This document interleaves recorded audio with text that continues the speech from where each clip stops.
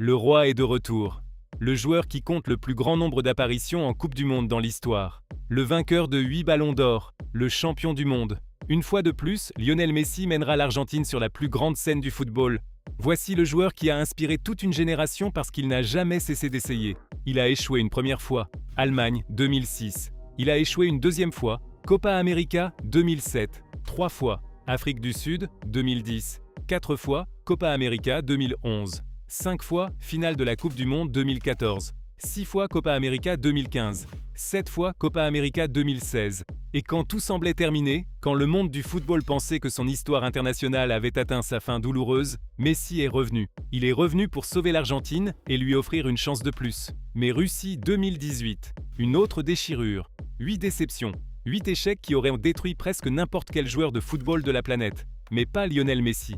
Parce que sous les ordres de Lionel Scaloni, Messi s'est transformé en la plus grande version de lui-même avec le maillot de l'Argentine. Les résultats ont tout changé. En 2021, il a mené l'Argentine à la victoire contre le Brésil pour remporter la Copa América, mettant fin à une disette de 28 ans sans trophée pour l'Albiceleste. Il a terminé meilleur buteur du tournoi avec 4 buts, meilleur passeur avec 5 passes décisives et a créé l'incroyable total de 21 occasions. Il s'est enfin débarrassé du poids qu'il avait suivi pendant près de 2 décennies. Puis est arrivée la récompense ultime.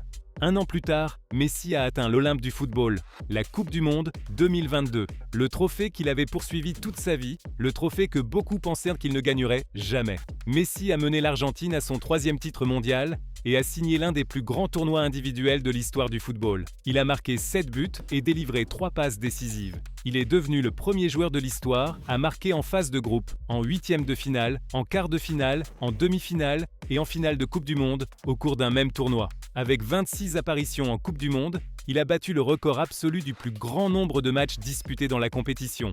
Avec 13 buts en Coupe du Monde, il a dépassé Gabriel Batistuta pour devenir le meilleur buteur argentin de tous les temps dans l'histoire de la Coupe du Monde. C'est à ce moment-là que Messi est entré en mode Coupe du Monde. Et si tu penses qu'à l'aise que cette version a disparu, détrompe-toi.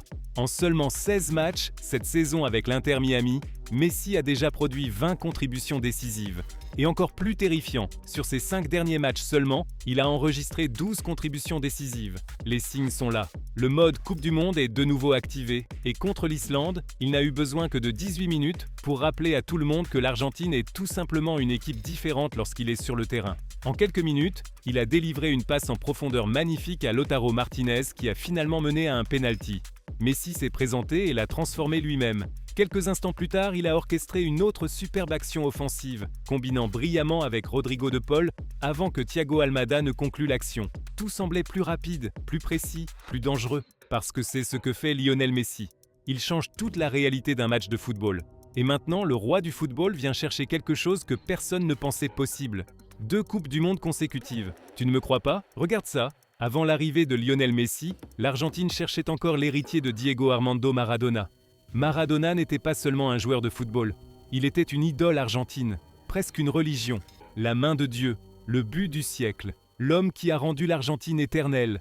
Pendant des décennies, des joueurs comme Batistuta, Ariel Ortega, Riquelme, Aymar et Saviola ont essayé de porter cet héritage, mais aucun n'a pu devenir pleinement la figure que l'Argentine cherchait désespérément.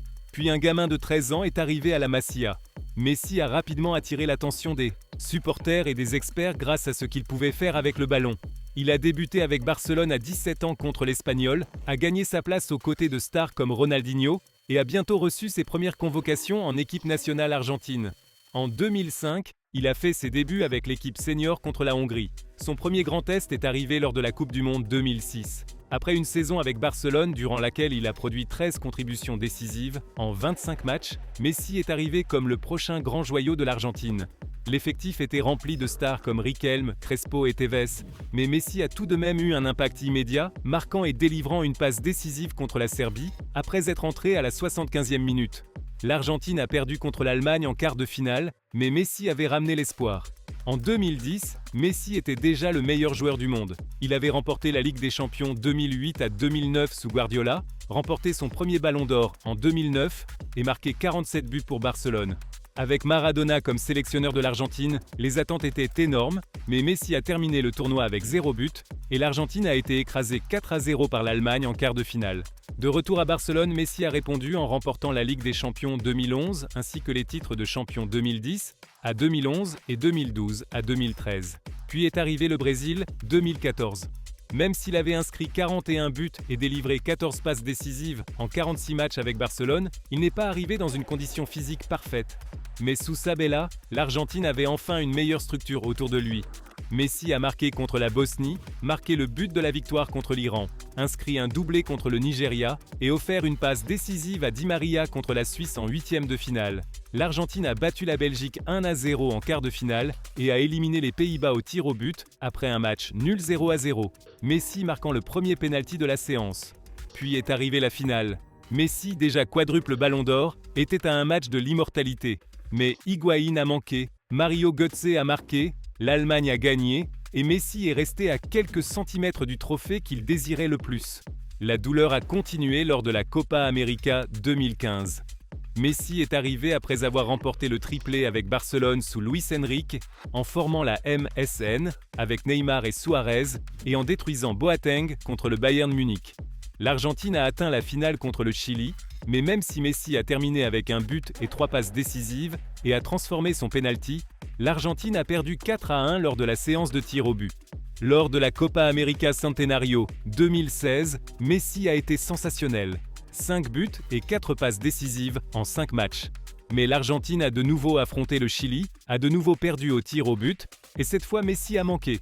Après des années de critiques, de comparaisons avec Maradona et de déceptions, il a pris sa retraite de l'équipe nationale. Mais il est revenu. Russie 2018 est devenue la mission suivante. L'Argentine était proche de manquer la Coupe du Monde jusqu'à ce que Messi la sauve contre l'Équateur avec un triplé historique après avoir encaissé un but très tôt. Mais le tournoi a été chaotique. Il a manqué un pénalty contre l'Islande, l'Argentine a perdu 3-0 contre la Croatie. Et même si Messi a marqué un but brillant, la transition a été douloureuse, avec notamment une défaite en demi-finale de la Copa América 2019 contre le Brésil. Mais en 2021, tout a changé. Lors de la Copa América disputée au Brésil, Messi a mené l'Argentine vers la rédemption. Il a produit 3 buts et 2 passes décisives en phase de groupe, puis un but et 2 passes décisives contre l'Équateur en quart de finale. En finale au Maracanã, Di Maria a marqué contre le Brésil, l'Argentine a mis fin à une disette de 28 ans sans titre et Messi a enfin soulevé un trophée avec son pays. Parce que nous sommes un pays de football, il a échoué. Il a marqué contre l'Australie en huitième de finale et contre les Pays-Bas, il a produit une passe décisive géniale pour Nahuel Molina, transformé son penalty, célébré devant Van Gaal et offert au monde le légendaire moment du « Assonsati ». Qu'est-ce que tu regardes, idiot ? En demi-finale contre la Croatie, Messi a marqué, délivré une passe décisive à Julián Alvarez, puis est arrivée la finale contre la France. Mbappé a failli voler l'histoire avec 2 buts en 2 minutes, mais Messi ne s'est pas effondré. Il a marqué 2 fois dans le match, transformé son penalty lors de la séance de tir au but, et l'Argentine a remporté l'une des plus grandes finales de tous les temps après un match nul 3-3. Comme nous l'avons mentionné au début, Messi a terminé la Coupe du Monde avec 7 buts et 3 passes décisives, est devenu le seul joueur à marquer en phase de groupe. En huitième de finale, en quart de finale, en demi-finale et en finale, a battu le record du plus grand nombre de matchs en Coupe du Monde avec 26, et a dépassé Gabriel Batistuta comme meilleur buteur argentin de l'histoire de la Coupe du Monde avec 13 buts. Ces chiffres en Coupe du Monde sont monstrueux. 13 buts, 8 passes décisives, 21 contributions directes à un but en 26 matchs, 11 prix d'homme du match, 2 ballons d'or de la Coupe du Monde et le trophée dont rêve tout joueur de football. Nous parlons d'un joueur dont le talent reste totalement intact. Un joueur que l'on ne peut tout simplement pas sous-estimer, même pendant une seule seconde. Nous parlons du même footballeur qui s'est révélé au monde de façon spectaculaire lors de sa première Coupe du Monde. Dans une apparition stupéfiante de 16 minutes en Allemagne 2006, Messi a marqué un but et en a créé un autre, sous le regard ravi de Diego Maradona depuis les tribunes de Gelsenkirchen. Même alors, les signes étaient déjà là. Ce n'était pas un joueur normal. C'est le joueur qui a porté l'Argentine sur ses épaules quand beaucoup doutaient qu'il en soit capable. Quand la pression devenait insoutenable, Messi trouvait toujours un moyen de produire de la magie.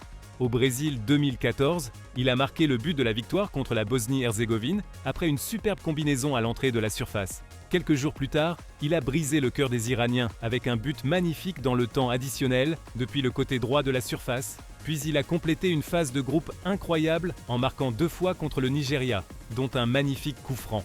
Voilà la version de Messi que le monde affrontera de nouveau. La version capable de produire des soirées comme celle contre le Brésil à East Rutherford, où il a inscrit un triplé de buts sensationnels. Les 2 premiers étaient des finitions d'élite, mais le 3e était du pur génie. Messi a reçu le ballon près du milieu de terrain, a accéléré dans l'espace et a déclenché une frappe imparable dans la lucarne pour offrir la victoire à l'Argentine. Et quand l'Argentine a le plus besoin de lui, il répond toujours présent. Il suffit de regarder le Mexique et le Qatar. L'Argentine savait qu'elle faisait face à l'élimination. La pression était écrasante. La nation souffrait. Mais son capitaine a refusé de les abandonner. Messi a saisi le match par le cœur et a tout changé.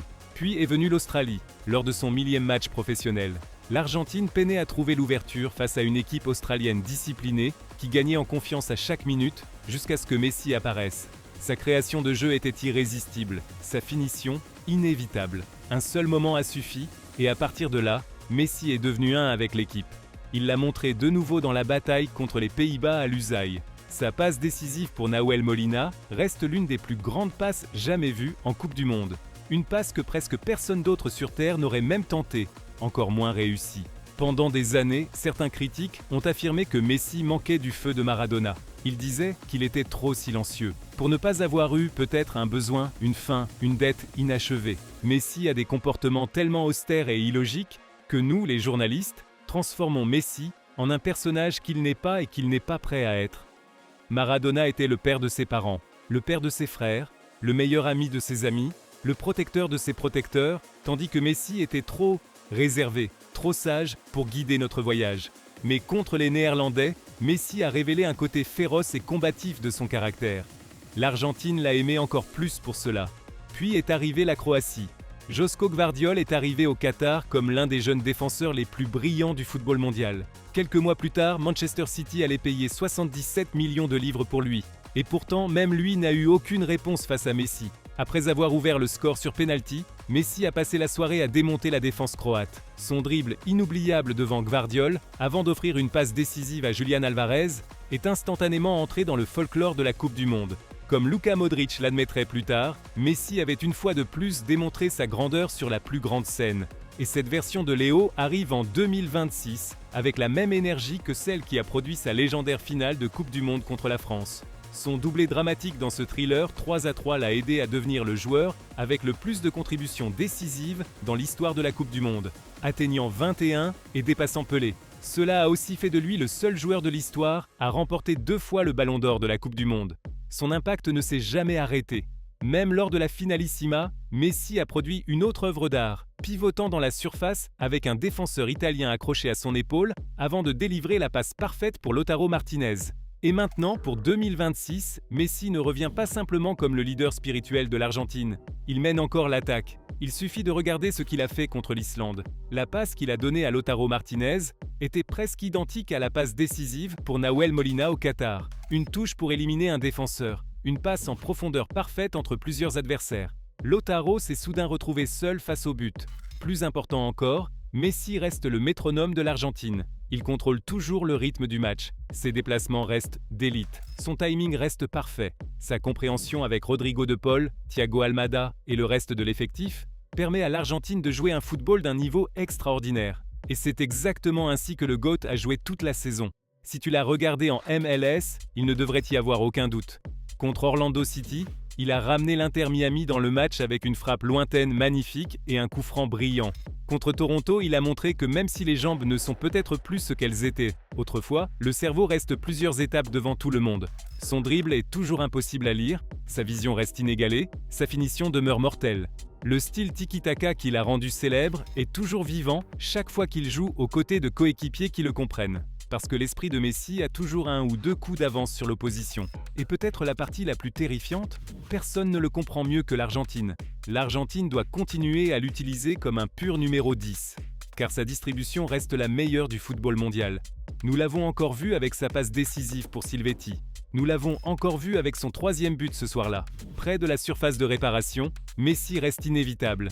Il trouve toujours de l'espace, il apparaît toujours seul, il prend toujours la bonne décision. Son but contre Portland l'a prouvé. Son dribble au milieu de plusieurs défenseurs, avant de trouver Bertaram avec une passe décisive parfaite, l'a encore prouvé.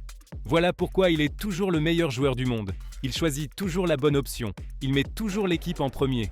Et les 2 passes décisives qu'il a délivrées avant de quitter ses obligations en MLS pour rejoindre l'Argentine n'ont fait que renforcer cette réalité. Ce groupe ne décevra pas l'Argentine, écoutez bien, parce que cette équipe est plus forte que jamais. Julián Álvarez entre dans ses meilleures années. Enzo Fernandez peut couvrir le terrain et apporter l'équilibre dont Messi a besoin. Valentin Barco crée des buts, marque des buts et récupère le ballon partout sur le terrain. Nico Paz semble prêt à devenir l'héritier parfait de Messi. Thiago Almada, Lautaro Martinez, Giuliano Simeone et le reste de l'effectif continuent d'élever leur niveau chaque fois qu'ils partagent le terrain avec lui. Parce qu'au-delà des buts, au-delà des passes décisives, au-delà des moments de leadership que nous venons de revisiter, Messi possède quelque chose qu'aucune statistique ne peut entièrement expliquer. Une aura, une présence, une force qui rend meilleur tous ceux qui l'entourent. Peu importe qu'il touche le ballon ou non, cela ressemble à de la magie. Et c'est exactement pourquoi la Coupe du Monde 2026 a un sérieux problème appelé Lionel Messi.